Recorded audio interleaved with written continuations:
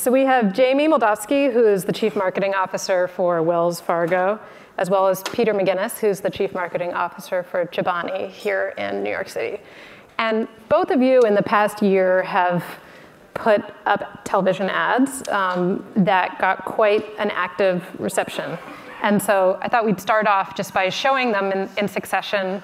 First, the Wells Fargo ad, and then the ad for Chobani, and then we can discuss sort of how you're thinking about the LGBT community and how it fits into the broader brand for Wells Fargo and for Chobani. So let's start with Wells Fargo.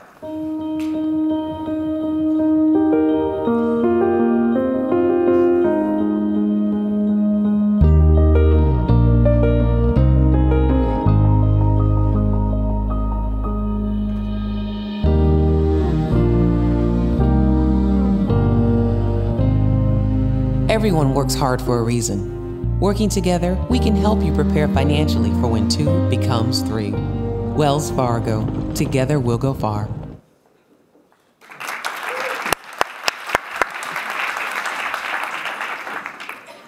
And so now let's look at Chobani's ad. They were both aired around the same time, spring of last year, correct me if I'm mistaken. Yep. So now let's see Chobani.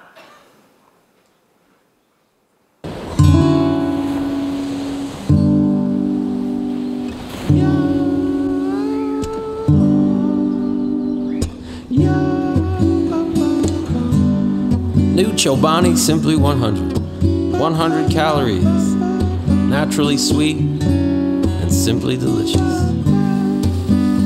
To love this life, to live it naturally.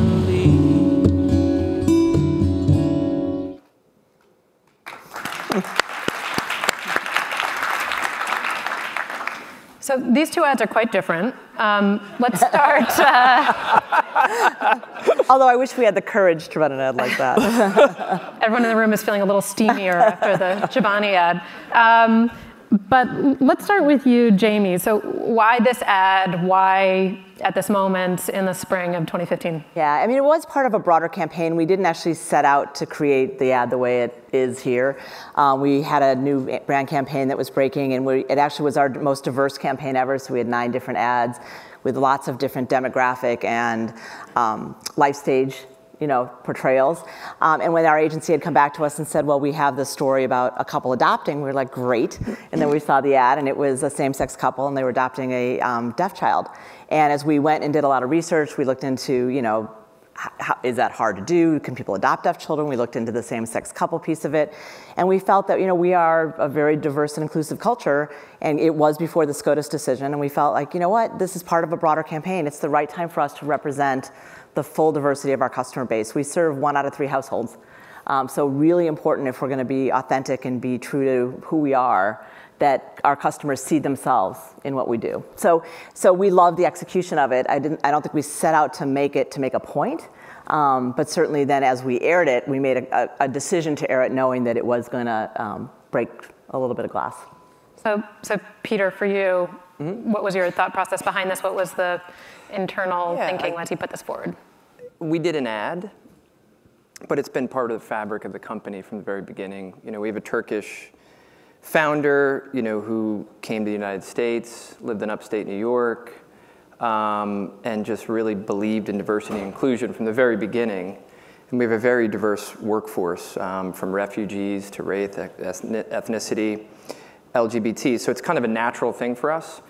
And we've waded overtly and publicly into that area before. So we sponsored the Winter Olympics, and it was when I had first started, and I'll never forget, the USOC called and said, hey, do you have a comment on Putin's point of view on inclusion and who's accepted at the Olympics and who's not accepted? And it just kind of flowed out of my mouth and said, I just think it's absolutely absurd and ridiculous that we're talking about this still. And then other big companies that were Olympic sponsors also did comments, but they were written by lawyers and 5 pages long. And so I just blurted it out, and so it was out there, and it trended on Twitter and stuff. But it really emanates from the culture of the company. So for us, it's not really, yes, we did an ad, and it was part of a campaign, but it's really an inextricable part of the culture.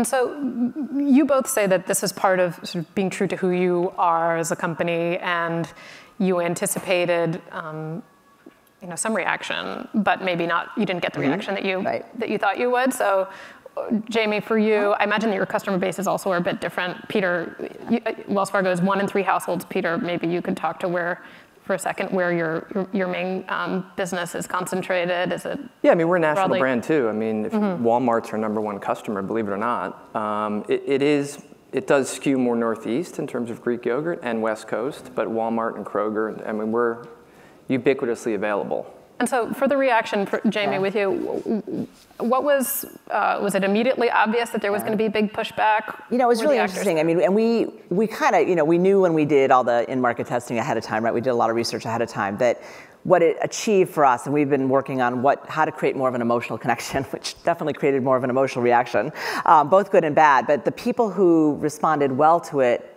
off the charts, right? So 60% solid said, this would make me want to do business with Wells Fargo. It's my values. I believe it reflects the values I think we should have as a country, as an individual. I want an organization to work with me that's like that. And then there was this very small but very vocal minority, like 8 or 9%, that was venomous the other direction. And we knew that. But we also felt like, this is who we are, right? We're a very inclusive and diverse organization. And for our team members, we have 265,000 team members, right? And really employees. Really important that they see themselves also in the work that we do, and that they know that we have courage, right? So that we expect them to have courage every day. So when we ran the ad initially, surprisingly, the initial first wave was extraordinarily positive. And then somewhere about halfway through, the Reverend Billy Graham's son decided to kind of make that his mission to call for a boycott of Wells Fargo, and it turned into a much more lightning rod issue. And it was interesting because it really did spill into a very different issue around religion and other things. And so we have large wealth businesses in the East and Southeast. We have large corporate customers in those markets. And we did get a lot of pushback that we hadn't anticipated. So it took a slightly different turn. Did it have a material impact on your business in an obvious way? No.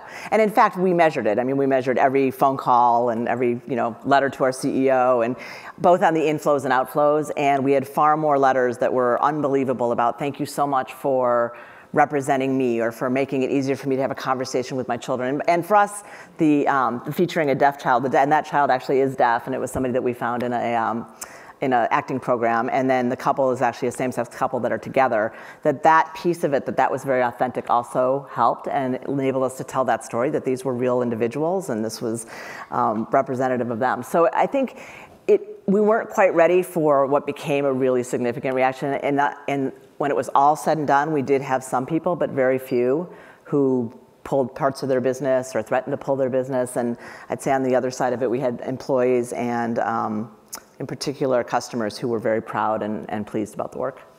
And Peter, I think we knew it would provoke a reaction, and we're not necessarily afraid of that. We didn't do any research. We have the benefit, in many ways, you're more courageous than we are, because we're an independent private company. We can do whatever we want. But for me, it evoked a lot more than I thought, frankly. And it was partially kind of disturbing and partially depressing. I would sit and watch our Facebook wall, and you saw a divided nation. Yeah. And we don't take anyone off our wall. So it's just not what we do.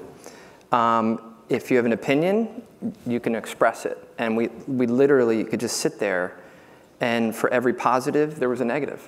And what was your way of interacting with both the positive and the negative feedback? Were you trying to encourage the conversation? No, we didn't interject. We just let it be and let people express themselves. And then we also have our customer loyalty center that fields a lot of complaints and calls. And I mean, we got thousands and thousands and thousands of calls. And one of the most proud moments of working at Chobani was we had to add people to field all the calls that came in. And they're in upstate New York, and they're in Idaho. And you'd think, wow, that's probably not the most diverse places. They were so proud to man those phones and explain our position on inclusion and diversity. And they're just upstate New York hourly workers that believed in what we did and really tried to talk it out with people and convert people. It was an amazing thing to see. I will say though, I mean, because we had similar type things that, with 265,000 team members, we also have team members who didn't like the ad, right? And didn't think the company should be doing it. And so what it did encourage us or force us to do was to have a much more open dialogue, which we wanted to have around what is an inclusive culture, right? And what is an inclusive company? And interestingly, I remember our CEO, who I think handled it all extraordinarily well, because we're a regulated big bank and get a lot of attention from a lot of different folks. And what he said is, you can't have gray in inclusivity. It has to be black and white. You either are or you're not. And if you start to make decisions in between that, well, we are, except we're not going to show this in our advertising, or we are, but maybe not in this instance, then you're not. And for us, we're so clear that we are, that it was a moment, I think, for us to sort of re-up and reconfirm with our leadership and with our employees and ultimately with our customers that this is who we are. And there was one brief moment where I think we were on Rachel Maddow and The Voice, and they all were finding little threads to pick up when somebody said, we should pull the ad. And we all got in a room, and there wasn't a single person who thought we should pull the ad. How long did it run for? It ran through June, maybe? June, July. What about the Chobani ad? Couple months. Yeah. I mean, what was interesting too, to echo what you said, we kind of viewed it as not an ad campaign, a culture campaign, and it was almost and we had some people that didn't like it. And for us, if you didn't like it, that's your right not to like it, but perhaps you don't fit in the culture. So it was an external campaign or ad, but it was very important and powerful internally as well, because we should discuss these things.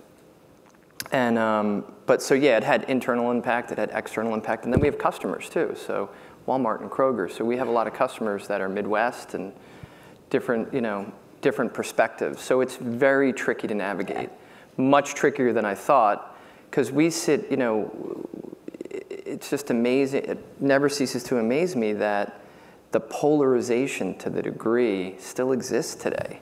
So it's interesting, advertising, as we all know, is becoming more and more targeted.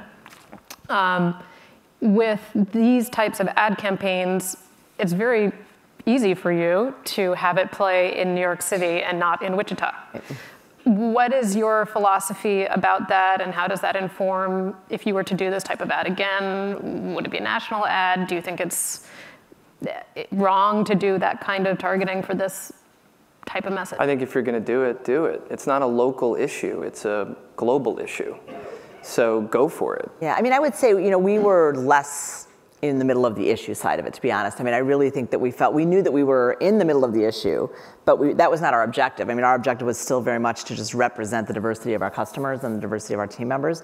And so I think out of that, we did have some of those conversations, which is, because we do in-language, Hispanic advertising, and we choose where we do that. And so we do much more targeted advertising, and we do heavy up in some places and not others. And I think to that point, I think if we felt that it was a resonant message with lots of people in lots of diverse markets, we would do it. But it would be because we want to make sure we're relevant to those people in those markets, not to just make a point. I think one of the things that forced us to do as a company, to be honest, is to actually think about that. Is to actually think about, are we doing advertising in order to have a point of view or to make a point? Or are we doing, why are we doing it? What's behind it? And Wells Fargo, as I said, because we serve so many customers, we don't choose sides of things, but we do what we know is right. And so, that can be a little bit challenging sometimes. But to your point, I mean, when we were first talking about why now, part of the reason was because of the SCOTUS decision. Yeah.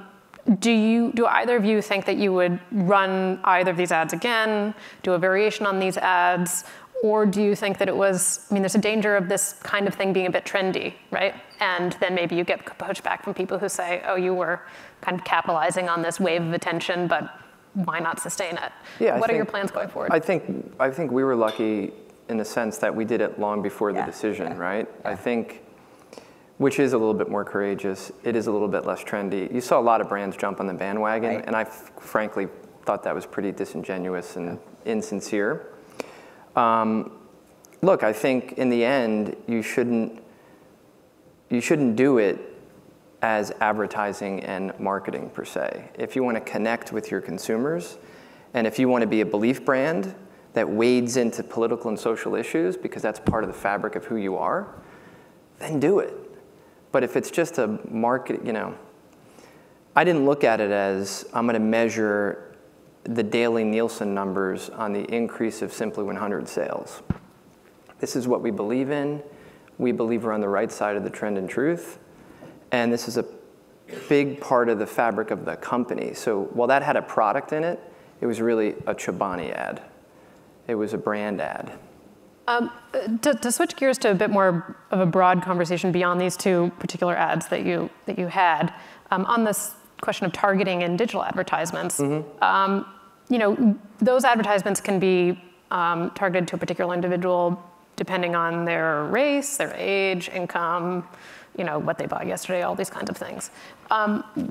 What is your view generally on targeting digital ads based on someone, whether they're gay, lesbian, transgender, has that come up in conversations? Yeah, I mean, I think, we are, and it's financial services, so people, to the extent we are trying to engage with any particular customer, it's usually around a life stage or a need or something that we believe is of importance to that person, right? Because it's not, unlike yogurt, which I think you can eat a lot of times, and in many situations, you don't need a mortgage every day, right? So targeting somebody with a mortgage message when they're not looking to be a homeowner is like, why am I getting this? So it's really important to us, actually, to target. But we most often target more about needs, and if there's a reason to target differently based on being LGBT or not, if it's a relevant message or it's relevant creative, then we would do that. But I think you have a lot of opportunity. I think we're also really respectful on the privacy side and really concerned about that. And so we are very, very careful about what we do and don't use for targeting. And so I think we probably err on the side of not and would prefer to be able to be relevant to as many people as we can, but obviously we don't want to be irrelevant either. Yeah, so I have a slightly different take, and I don't think there's a wrong or right here. Grew up in the advertising business for 22 years. And I think you're going to see African-American agencies go away and Hispanic agencies go away. Who's a minority and who's a majority anymore? And obviously that changes throughout the country, but I think there's more commonality and there's more similarity than dissimilarity. And I think if you can get your message out there in a way, I err on the side of broad-based marketing. Now, I totally get your point when you're selling a specific if it's against your instrument need, or a tool, but if you're a manufacturing company and you have a product or a service that's readily available and nationally available, I think you can do it in a way that that resonates no matter what your age, sex, gender, sexual orientation is. Yeah, well, and in fact, that's a great point, because we operate under something we call the total market approach, which is that we strive for most of our messaging to be total market, which is inclusive of all the various segments. And what we've learned over time is that there are messages that might hyper resonate with one segment, like the ad, the sign language ad, and yet what we found is that it resonated with anybody who had a family. Absolutely. And anybody who had kids, and anybody who'd ever adopted kids, and kids who had kids with physical disabilities. I mean, the tentacles went far and wide, and so it would have been a mistake to only run it as an LGBT ad, because it resonated with so many people on so many levels. So I completely agree that if the message is one that really resonates, it's kind of arbitrary to start to segment based on something that's not meaningful. Okay, and I'll ask one more question, but then we'll go to the audience, so get your questions ready. For Chobani, how much of your business is not in the States? And the majority. I mean, we distribute in Central America, Caribbean. But you're not doing advertising overseas, you're not? We do advertising in Australia, so we have a manufacturing facility in Australia. And so but the majority is US. Okay. I mean, I was just curious, perhaps in your role in advertising before Chobani, whether you see marketing on LGBT issues taking a different course in the States versus in Europe and any of the other markets where you've done. Yeah, I mean, I lived abroad for 8 years, and I've traveled 7 million miles. So I've been around. I think, my opinion from my travels, I think we could learn a lot. I think there's a lot more enlightenment, particularly in a lot of places throughout Europe, where I think inclusion and discrimination or lack of discrimination is in a much better place than certain pockets of the US. I mean, I just go back to when we ran that ad, and I would look at our social feeds to see the intense love and the intense hate in one country. You're seeing it play out. I don't want to get all political at this point, so I'm not going to go there, but you're seeing it play out in some political campaigns right now too. It's too live and active right now, in my opinion, in the United States, and I think we have to find more commonality, more tolerance, and we can be different, but we need to be together. We're in 36 countries. We're predominantly 95% in the US in terms of where our business really resides, but we do have offices in 36 countries. And we have a large presence in India and one in the Philippines, and then obviously in parts of Europe and Asia. And what was interesting is we did actually send that ad out ahead of time because we wanted people to know what we were doing and thought it was important. But it was interesting because in some of those markets, in India was one of them, they said, well, we think if we're going to show this, we actually need to have somebody come help us explain why we would do this, why a bank would be doing that in India. Yeah, and we knew that would happen, which is why we were ready to kind of come in and have some of the, we had forums for people if they wanted to come and talk about it. We talked about the company and the inclusive nature of it, but to your point, I mean, I think we do see very uneven, states of being in different countries, and so that's another, we're not as global in terms of our marketing, but it's definitely to consider. Any questions? Yes. Someone will come to you if you say your name, please. I got it. Hi, my name is Reginald Osborne, and I lead the LGBT practice for Walton Isaacson. In fact, we do some work for Wells Fargo. Yeah. Congratulations. I think you guys should be applauded for the work that you've done in this space. My question is more around how do you kind of look at metrics for success in terms of measuring KPIs that you may use for general market ads. And then a side comment, I think, to the whole discussion around total market, I think that one of the challenges, I believe, is that the advertising industry, interesting enough, is one of the industries that's still not inclusive and diverse. So until it becomes more inclusive to diverse, I think there'll still always probably be a space for those multicultural agencies. So I'd love your comments on that. Yeah, well, I think, and we do some work with you, and I think you're totally right. I mean, I think it would be nice to say we wouldn't need any diverse agencies. Part of the reason we do is because our general agency doesn't, to your point, does not have resident within it a reflection of the diversity in the market. And so we find that either on our side or through other diverse agencies, we have to create enough insight to be able to be effective. So I totally agree with that. And we did, as I said, this was about building our brand, building emotional connections, being relevant to our customers, but ultimately increasing their consideration of Wells Fargo as well. And so we did measure kind of all of those traditional brand metrics for each of our executions and then the campaign overall. And that's why we knew that this ad generated by far the most emotional engagement, right? So we knew that, but again, it was overwhelmingly positive with a little bit of extraordinarily negative, right? And but it did create a feeling in people that, something about Wells Fargo that made them connect to us in one way or another.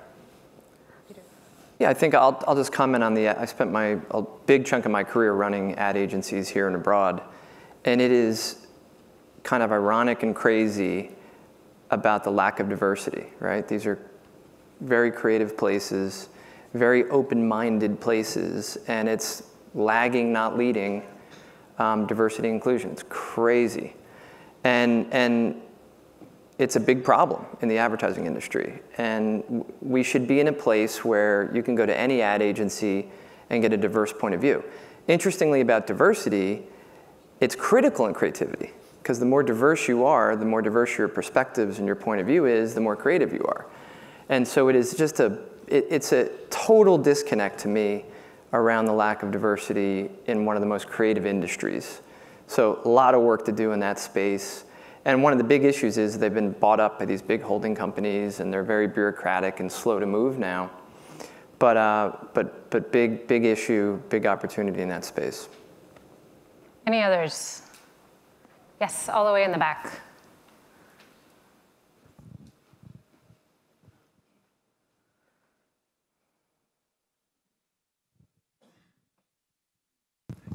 Hi, I'm Mike Wilkie with Out Now Consulting. I'm interested in an answer from both of you about the origin of the ad. Sometimes it comes from the client side, sometimes it comes from the agency side, in terms of the source and the insight that led to let's do this kind of ad, as well as maybe what the goals were in terms of the outcome. Yeah, so in our case, I think it was proposed, the actual execution was proposed by our ad agency, but they had seen us do Love Must Win on our social channels. They knew we had waded into that area for our sponsorship of the Olympics. They knew it was part of the culture. So if a good agency is kind of in tune with the company, and the brand and the culture, they'll bring you things that feel like the right fit. So I think they brought it to us, but it was because we briefed them and they knew us really well, in our case. Yeah, and I think very similarly. I mean, I think when we briefed on our campaign, one of the things we did was we had them actually spend a lot of time in our branches talking to people about kind of the stories of what we do for people, right? What are the stories behind, how we understand our customers and what's important to them? And out of that, they came back with, lots and lots and lots of things. And one of them was, we think it's really important to talk about when people are creating a family, but not in a traditional way. And we said, okay, well, come back and tell us more. And the initial story was actually, it was a same-sex couple, but they were traveling to like Argentina to adopt a child. And one of the things we found out is it would be impossible for a same-sex couple to adopt a child in Argentina, so not going to happen. But again, it was like through a little bit of that, but it was really the agency. And I think it was great because I think they figured out a way in that they felt was just universal in that, and again, it was universal in the idea that, this is about two people adopting a child, but then also the opportunity to really express our support of that community and our knowledge of that. So. We have time, I think, for one more. Okay, I'll ask one, and then maybe someone else will think of a question. But on our social media hub, it showed a few different advertisements over the years that had at least acknowledged that LGBT communities exist. And I saw an advertisement from several years ago for a McDonald's ad in France where a teenage boy was sort of thinking about coming out to his father. And I was so interested that McDonald's would run that in France, and I've never seen anything approaching that in the States. I'm wondering sort of if you can speak to that at all, or what you think the reluctance is of more companies to participate, given that both of you say that, yes, there was negative feedback, but mostly actually it was a positive response. Yeah, I mean, I think, and we were talking about this a little bit earlier, is, we're probably at the opposite end of the spectrum as being privately held and then being a big public company with regulators and other folks watching. That I think that if you're a McDonald's, you're probably somewhat in a similar place, which is the risk, I think, is that you try to stay in the middle and you try to be a brand that appeals to everybody. And I think the best brands stand for something. And so I think one of the things that we've come to realize in our industry, at least, is we need to stand for something. And when you stand for something, you may create a little bit of alienation at the end, but you're going to be so powerfully resonant with the rest of your population that you'll be wildly successful. And I think that if you're McDonald's, that's hard because you serve everybody. And so I think they've gotten more courageous. I think at least in the diverse segment side of things, I think they do some leading work in that space. But I think to answer the McDonald's question, I've worked on it in the past, and it's a huge company. France is a small piece of business for McDonald's, and the true answer is they didn't have to get it approved by corporate. Right. Yeah. And look, corporations, and this is not a McDonald's thing. Corporations, and I'm not anti-corporate by any stretch, are inherently risk adverse. Corporations, they are designed to mitigate risk. So if you're not careful navigating the corporate world, your brands become extinct or irrelevant because people and consumers want stronger and stronger points of view on things, whether it be the products you make, whether it be the world you live in. They expect that from brands. And so CMOs are in a tough bind here because we want to give consumers what they want to connect with us more. But often boards and corporations behind what we do want things smoother and want things more general and want to mitigate risk. And so there is a conflict of interest. There's a natural tension there. And so sometimes you can navigate it and get a point of view. But a lot of times everything gets watered down. And I think you said it before, it's not gray doesn't sell. Right. So you got to have a point of view and recognize when you have a point of view, it's going to create a reaction. And the stronger your point of view is, the stronger an opposing point of view might be. That's just the way it is. So that's a risk-reward thing that every company has to go through. And I don't begin to understand other companies, but those are the dynamics. And it's a tricky, delicate dance. So we'll end with that, but thank you both for being on the panel. That was a really interesting discussion. Thank you. Thank you.